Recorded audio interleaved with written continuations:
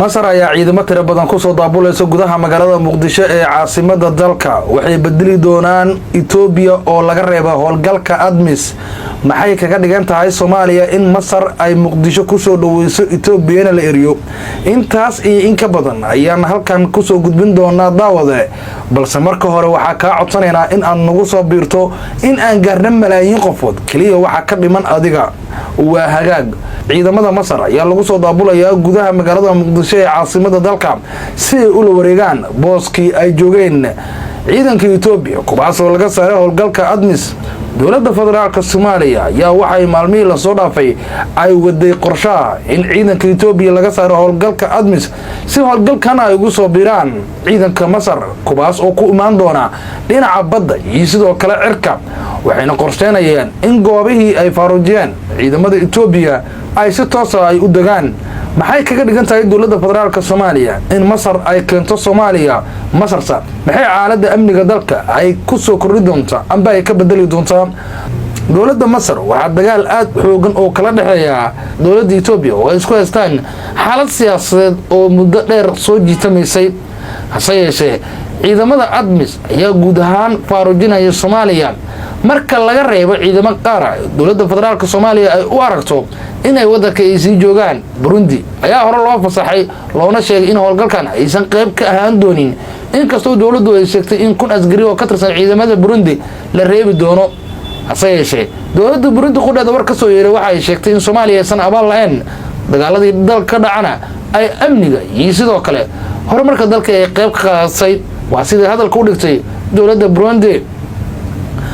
ciidamada dowladda federaalka Soomaaliya ayaa xilligan wixii ka dambeeya waxay la safan doonaan dowladda Masar kuwaas oo ku hogaamin doono howlgalka cusub ee bilaabanaya sanadkan 2025 ee maanta kooga ah dhinaca kale dowladda federaalka ee Soomaaliya waxa ay si cad u sheegtay in howlgalkan cusub ay ugu dan leedahay in guud ahaan ay ku xaqiijiso amniga caasimada dalka balse dadka falanqeeya arrimaha siyaasadda ayaa aaminsan in ciidanka Masar aysan waxba ka bedeli doonin xaaladda dalka marka loo eego ciidamadii hore dalka u joogi jiray ee kala duwanaay ee dalka u soo galay in xaaladaha amniga ay wax ka bedeli doonaan sida AMISOM Burundi Itoobiya iyo kuwa kale balse waxa laga dhursugi doonaa natiijada Masar ay la imaan doonto sidoo kale sidii u wajihi doonto howlgalka cusub ee qorsheynaysa dowladda federaalka Soomaaliya inay ka horgeyso dhowr jeer dowladdu waxay isku dayday in gibi ahaan Soomaaliya laga saaro dagaalamayaasha al-shabaab ee ka dagaalama bartamaha iyo koonfurta Soomaaliya waxayna dowladda dhowr jeer hore ay raadisay taageero dhinaca caalamiga ah si ay ula kaashato howlgallada cusub ee dowladda federaalka Soomaaliya ay bilaabayso hase yeeshee weli waa ay sii jiraan dagaalamayaashu inkastoo dowladda federaalka Soomaaliya ay xoog ay saarayso guud ahaan in al-shabaab ay ka saarto Soomaaliya waa sida ay qorsheynayso dowladda federaalka ee Soomaaliya ciidamo kala duwan ayaana lagu soo daabulayaa gudaha dalka inkastoo madaxweynaha jamhuuriyadda federaalka Soomaaliya Xasan Sheekh Maxamuud uu ku dhawaaqay howlgal ka dhanaa dagaalamayaasha al-shabaab ee ka dagaalama bartamaha iyo koonfurta Soomaaliya lama oga howlgalkan cusub wuxuu ka bedeli doonaa howlgalkii hore hase yeeshee dowladda federaalka Soomaaliya waxa ay ku dadaalaysaa qabshada guud ahaan Soomaaliya sidoo kale ciidamada Masar ee imaanaya dalka waxa la sheegayaa in ay digi doonaan goobaha ay faaruujin doonaan Itoobiya balse su'aasha isweydiinta mudanayaa Masar ma ku adkaan doontaa howlgalka dalka iyada ayaa loogu adkaan doonaa howlgalka ay dowladda federaalka Soomaaliya ay qorsheynayso aragtidaas waxaan ugu la wadaagi kartaan qaybta hoose commentiga waad ku mahadsantihiin haddii intaan aad nala soo gaarteen sheergay muuqaalka la wadaag saaxiibadaada si aan u helno malaayiin adiga oo kala aad u mahadsantihiin buundooyinka nigba goon haddaad ka ardhamaaday xoqanaysaan aad leediin waxba la idin qabanaya war waxba nooma qabanaysaan been noo sheegina أحمد استاد بلنا هاي ديجان بلنا هاي قال إني واحد داقيان بيوان يعتلها يعنشل برجيني كده ساكن وحلنا دولة أول بورع سلامة جداً كان إلهي ويقول قصبه قاطع لا لا هو ديجان كان لا لا هو دل كان لا لا ما قرأته مدن ما نقصير وسنتر وح تبلا النهر سيدا هذا أهرية ودلك أهرية وح تبلا النهر سيدا وأنا كوجو رعني هل كان مركاتي مدوا كوجو أيدنا وكوجو صعبتنا أيها جرباري جداً تاي بان كوجو شرفنا وجذا دنسنك كعقد الله كراعنا دولتنا وإحنا غمات غمن تنا وإحنا غمات غمن نحل ما نذا وسير هذا قف والبا مصر في مسؤولية دون كفر ليه يعني كل سلام يا عيد ماذا قلبك السيدة بعض الصحافة ده أورك دليل هذا أورك هو ينت علماء ودينك قف والبا مصر في مسؤولية دون كفر ليه يعني كل سلام يا السلام عليكم ورحمة الله وبركاته سلام كبعدي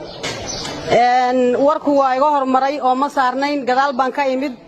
الرماء أنا جاي خاص أنكم مقنعة هذا قدال كيمد warkana ajintiisa marka la fadhido bilow iyo dhamaad baad horta si xigtaa